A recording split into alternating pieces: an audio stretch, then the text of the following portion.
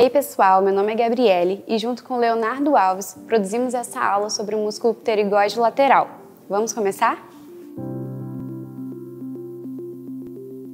Nessa imagem, de uma vista posterior do crânio, podemos ver que os músculos pterigóideos laterais, um a cada lado, se localizam próximo ao teto da fossa infratemporal.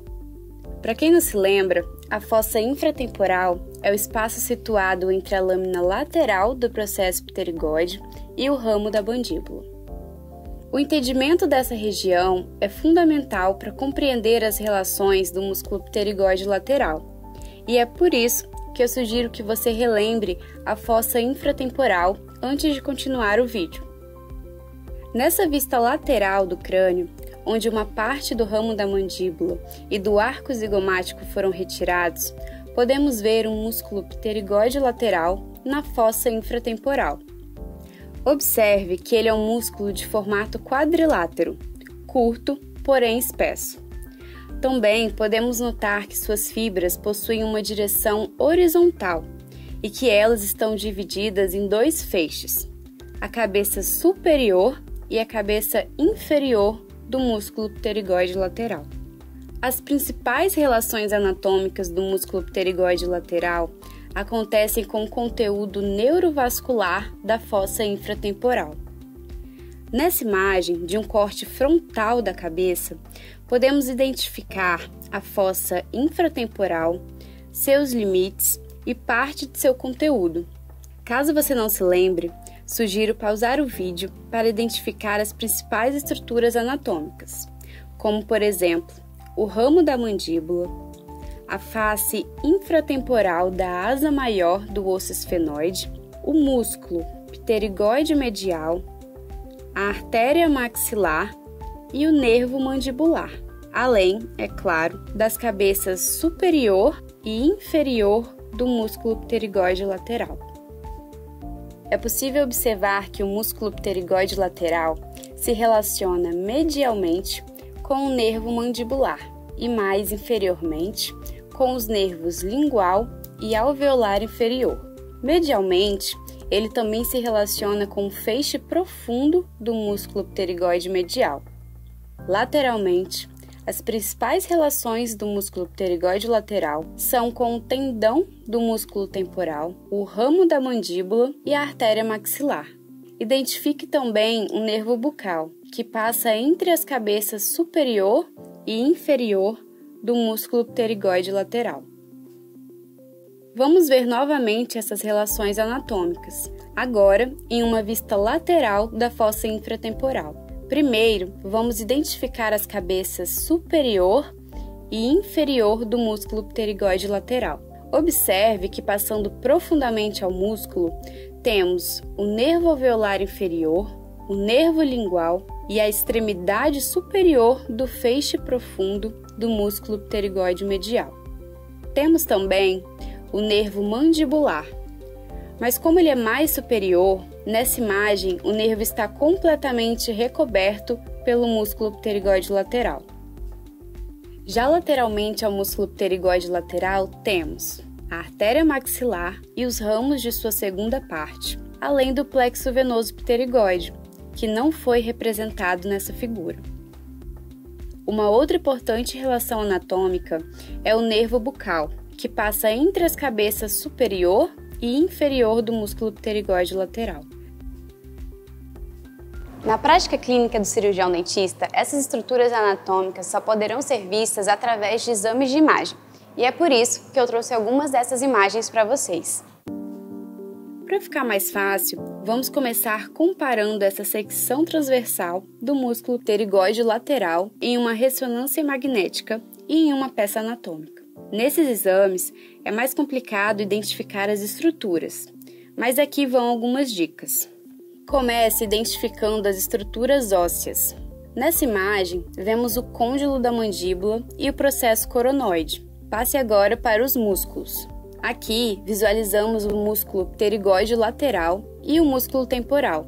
Lateralmente ao processo coronoide, vemos também algumas fibras do músculo masseter, além de parte da glândula parótida. Compreender bem uma peça anatômica vai te ajudar enormemente na leitura de um exame de imagem. Vamos agora fazer o mesmo nessas imagens, que são de angiotomografias computadorizadas de cortes transversais da cabeça. Primeiro, identificamos os acidentes ósseos, como por exemplo, o ramo da mandíbula e os processos pterigóideos. Como já sabemos, esses acidentes ósseos são os limites lateral e medial da fossa infratemporal. Agora, podemos mais facilmente identificar o músculo pterigóide lateral, que se localiza na fossa infratemporal. Observe que em uma das imagens, a artéria maxilar passa superficialmente ao músculo pterigóide lateral. Essa disposição é a mais comum nos indivíduos.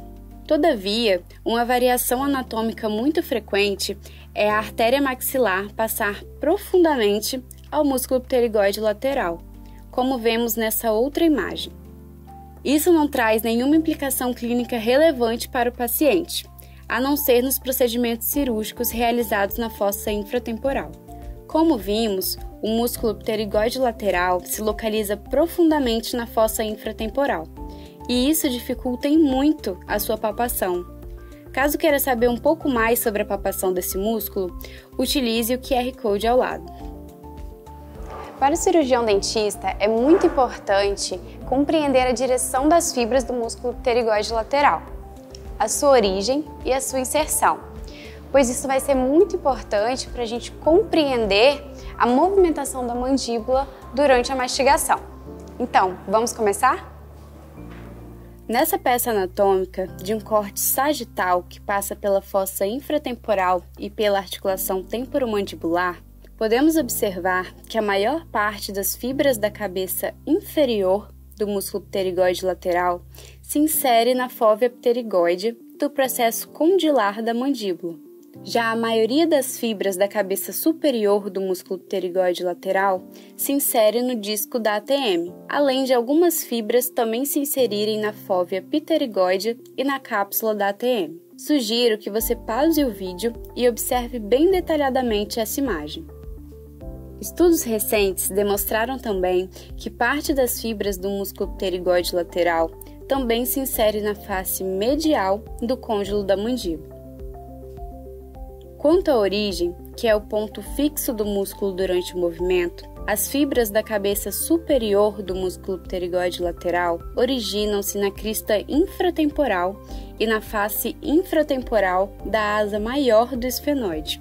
Já as fibras da cabeça inferior têm origem na face lateral da lâmina lateral do processo pterigóide. Nessa vista medial do ramo da mandíbula e dos processos pterigóides, é possível ver a origem do músculo pterigóide lateral na lâmina lateral do processo pterigóide.